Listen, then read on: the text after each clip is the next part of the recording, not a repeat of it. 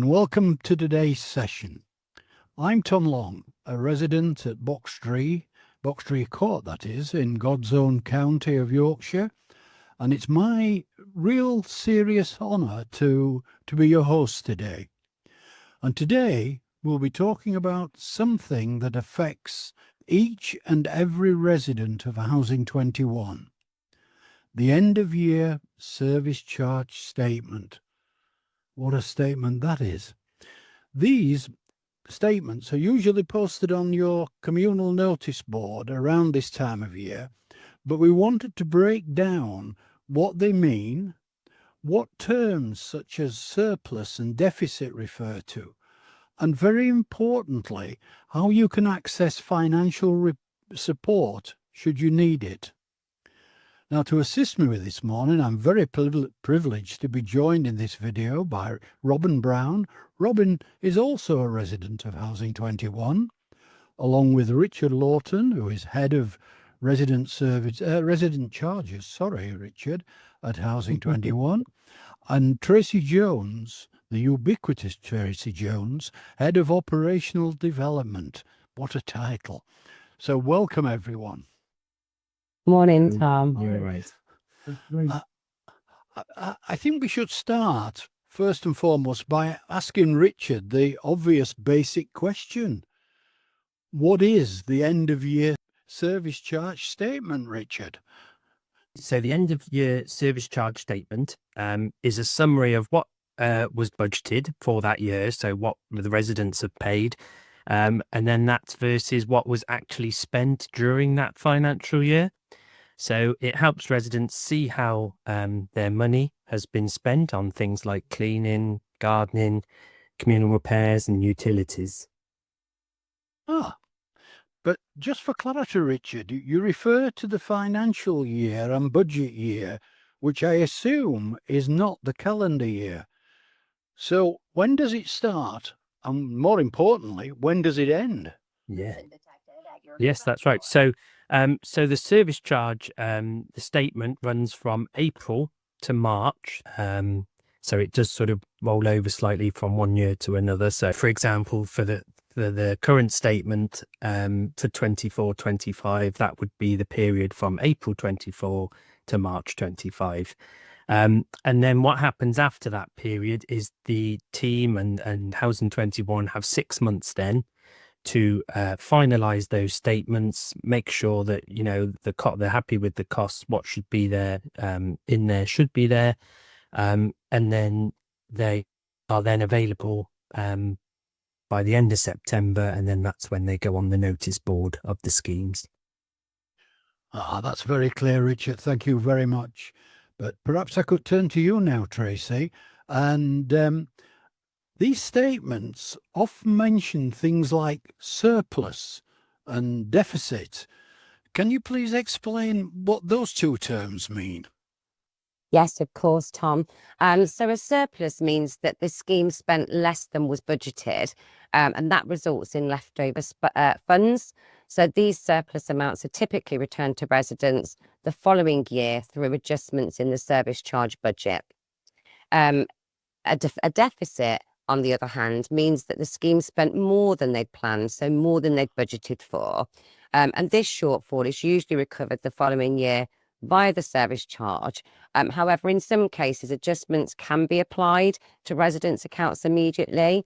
And that is just the timing and method of adjustments depends on the terms set out in each resident's lease or tenancy agreement. So sometimes that can be slightly different for different people, for different services and different schemes. But these figures do help us to adjust budgets fairly and transparently. Oh, thank you, Tracy. That's very enlightening. Robin, you're a resident at St Crispin Village, which was recently acquired by Housing 21. And I did wonder, have you had a chance to look at the service charge statement? And if so, do you understand it? Yes, Tom. From my previous business experience managing budgets, the basic facts can be highlighted and then understood. I think it's really important that we think about where these surpluses came from and highlight why there is this underspend effectively on what was planned. If we take an example, say, of a surplus on a fixed budget, that where the budget perhaps had been set highly because there was going to be an increase in inflation and that then didn't come into effect, then that surplus, that saving, if you like, is available for use in the following year in a way which really is that you use the facts that were set up and what caused that surplus. There is, however, an issue concerning surpluses where you might have a staffing surplus, where you need to really understand the changes that are taking place during that year. And then in the next year, have you got enough funds to provide the staffing needs, or will you need to make sure that some of that money is available for the following year? So surpluses need to be looked at very carefully, and it's really important to understand the cause of those for future use. But surpluses, well, they will and always happen with planned budgets. The one thing I think that worries quite a number of residents, though, and I'm addressing this really to Richard, is the word deficit on the statement. Should residents be worried when they see deficit? Not necessarily. So, as mentioned before, the majority of our residents, we don't ask for the money back immediately. It forms part of the following year's service charge budget. So, it's kind of drip fed throughout that year. We do obviously have some, a handful of sort of residents that where the adjustments go on the account, but we, again, we would come up with a payment plan for that. And a bit like Robin was saying there, deficits can happen for various reasons, unexpected repairs, energy costs has obviously been a big one over the last few years, or delayed in planned works. But what's important from sort of our point of view in Housing 21 is that those deficits are explained to you, why they've come about and the reasonings behind that. And we always ask any concerns are raised with your local managers. Well, that removes that worry, doesn't it, about deficits? So, Tracy, perhaps I could ask yourself, what if a resident is struggling to pay the service charge? Is there any sort of support available? Yeah, so I think we totally understand that financial pressures can be really difficult for people, and residents initially can speak to their manager on site or their regional manager on a visit.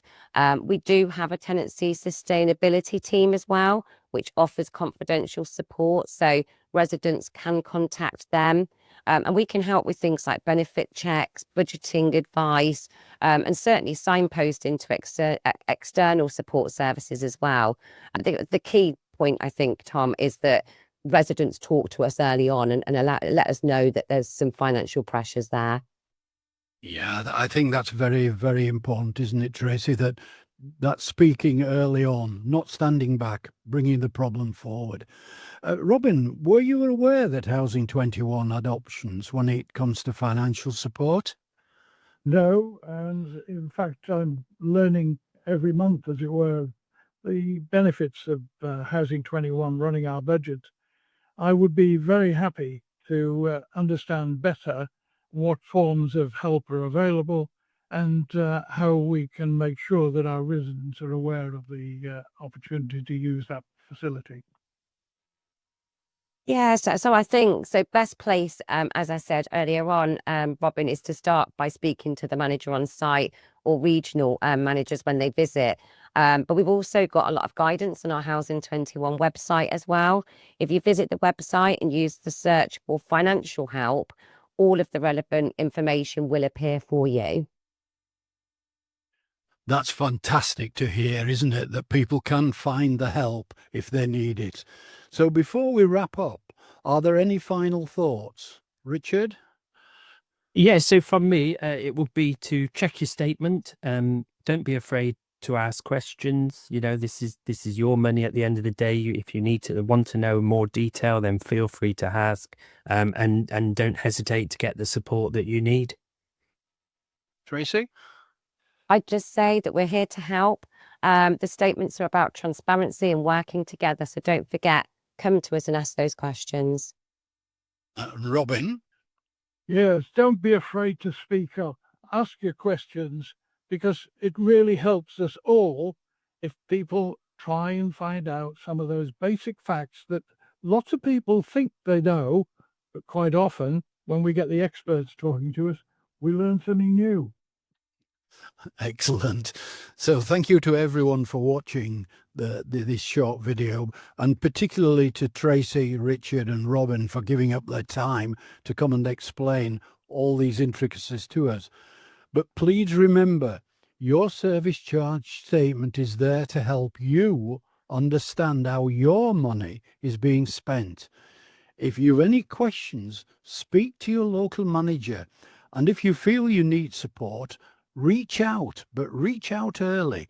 We're all in this together. We're all in the same boat.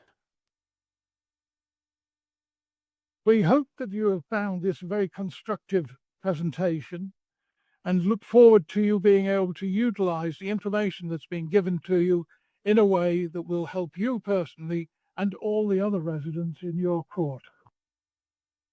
Thank you very much.